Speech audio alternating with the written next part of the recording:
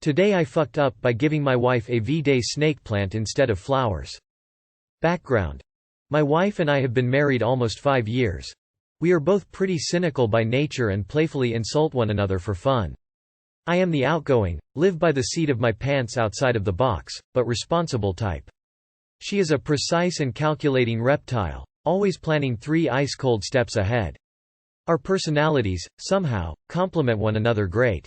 Neither of us are heavily invested in holidays like Valentine's Day, but she enjoys giving gifts and we play along. We give each other winter solstice gifts instead of Christmas presents, stay in on a Saturday night, go out on a random Tuesday, etc. Not completely weird, but we definitely don't abide by traditions too much. We moved about an hour and a half away to a smaller town 2 years back because we got a hell of a deal on rent. Well, this past weekend we drove into our hometown in the big capital city for a treat. We don't do it very much and she had a friend she wanted to say hey to, an errand to run, and we went to get comfort food at one of her favorite, non-fancy restaurants. Well, on the drive home, full belly sleepiness sets in, and I have my Skeptic's Guide to the Universe podcast on, and she decides to put a different podcast on. A ghost hunter podcast. If you don't know, Skeptics is all about being anti-pseudoscience, etc. And well, ghosts aren't real. I know it. She knows it. So of course I protested and said, I'm driving, so absolutely not. As we were listening to Amy Bruni talk about her haunted elementary school, my crankiness kicks in, and I don't remember what I said, but I own it. My bad. We argued the next day and a half, but we do that from time to time. Gives us an excuse to have personal time. Okay, plants. Instead of flowers for Valentine's Day, I thought I would really get under her scaly skin and get her some other kind of plant instead, and then I saw it. Snake plant. Also called, mother-in-law's tongue. This is going to get under her skin so much she will shed it all at once. Ghost show vengeance. And then we would laugh about it. That was the plan. Well, I got it. Wrapped it up so it looked all pretty and loving and all that, and the moment arrived a few minutes ago and she opened it. Now I was expecting a reaction. I was purposefully giving it to her as a kind of dig, much like we do normally. Well, you know how plans often seem flawless? Like there isn't a hitch in the whole damn county it could go off with? It hitched worse than that Will Smith movie. She loved it. She loved the fork-shaped mother-in-law snake plant.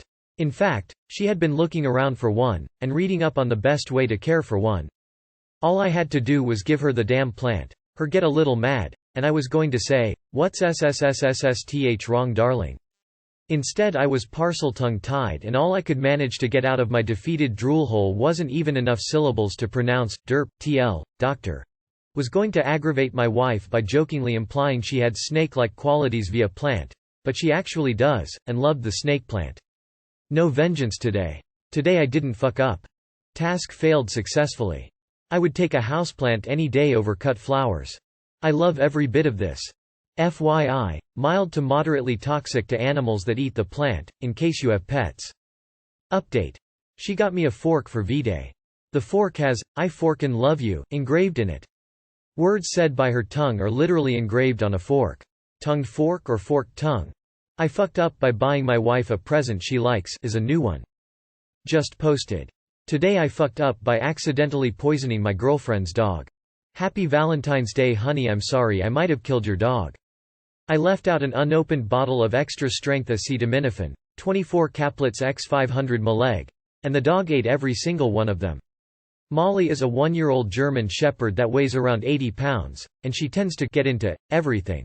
I laid the Tylenol down on the dresser next to the bed. I didn't think Molly wouldn't be able to get a hold of it there. I found the bottle completely empty and all chewed up. Apparently a dosage of around 3 grams could be potentially fatal and she's had 12 grams. We are currently at our second veterinarian hospital. They've induced vomiting, given activated charcoal, and is now getting IV therapy. They want to keep her for observation for several days. I fear the vet bill will be beyond our capacity to pay for much more. Pensive face. I'm sorry, Molly. I hope your liver is tenacious as your personality. Too long did not read. Left out a new bottle of Tylenol. End up owing thousands in vet bills. And poor Molly still might not make it. Obviously you know how much you fucked up, so I'm not going to beat you up even more. I'm sorry. That sounds super fucking hard, and I really hope that dog makes it. Please post an update. Just use this to learn from it. I'm sorry people are attacking. My buddy's wife was cleaning their bathtub and was using Ajax power cleaner, and the dog drank some of the water when she walked out, and sadly the dog passed. Even worse, everyone attacked my buddy, telling him he's a piece of shit. Blah blah blah. Accidents happen, just please learn from it. Keep us posted. Don't beat yourself up. Mistakes like this happen. Nobody thinks that a dog is going to devour an entire bottle of pills like that.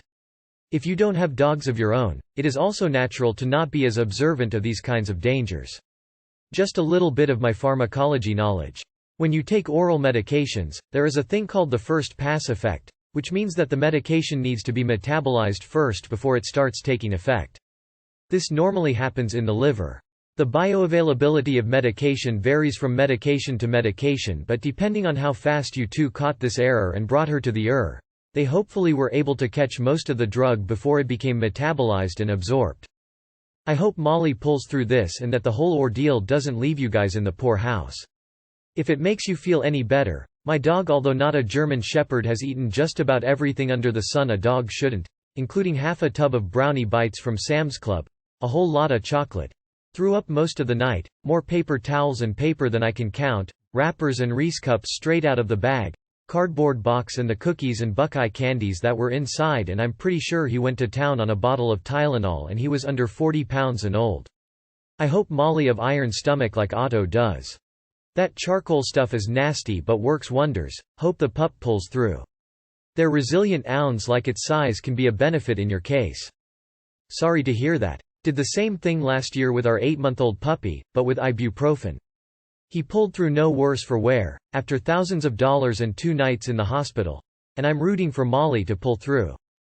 I am really gonna need an update here. Hope Molly makes it. Regardless of what happens, take this as a learning opportunity so that nothing similar happens again. Wish you, girlfriend and Molly all the best. A lot of times, if the stay is extensive and you don't have the resources, vets will allow payment plans, offer care credit, or even negotiate discounts. Stay positive and I'll be hoping for the best. Today I fucked up by logging into my GF's Instagram account. So me and my girlfriend have each other's logins on IG, kinda as a trust thing but mostly so we can see each other's explore pages. Hers is a lot more entertaining than mine usually, LMAO. I trust her completely. We've been dating for over a year and I've never had any concerns about cheating. Which is why I'm not super careful when I'm logged in as her. Well, this morning I was a little bored and wanted to see what posts she had saved or any interesting things on her page, so I logged in. She wasn't awake at this point, 6 a.m. Or I would have asked to just swap accounts and make a joke of it, which we do fairly often. However, the fastest way to switch accounts on IG is through your DMS, and this is how I switched to hers. The first message was the usual good morning messages from me, then a GC, then our mutual friends and a couple generic users I didn't recognize. And then the one that stopped me, some guy with the name, Breeder. Honestly, I thought it was just a friend of hers with a shit sense of humor. But the username did throw me off, so I clicked on the chat. I know. I was expecting to see some friendly good night messages or banter between friends. It's roleplay. Very graphic sexual furry roleplay. Starting 2 days ago. With typed stutters and massive dragon dicks and everything. So of course I immediately logged out. I don't want to see any more of that in my fucking life, but it dawned on me that maybe it was a bot. If she was just playing along with a gross bot for a joke, it would definitely be funny. So log back in, click, close your eyes and hold your breath and scroll to the top. No dice. She sent the first message. So now I'm sitting in class waiting for my girlfriend of over a year to answer my texts about the furry, scaly porn in her DMS. FML. And #X200B. Too long, did not read. Accidentally found out my girlfriend has been role-playing with a furry since Sunday morning. Edit. Fixed irrelevant detail. Edit 2. I know the texts existing is a bigger issue than the contents.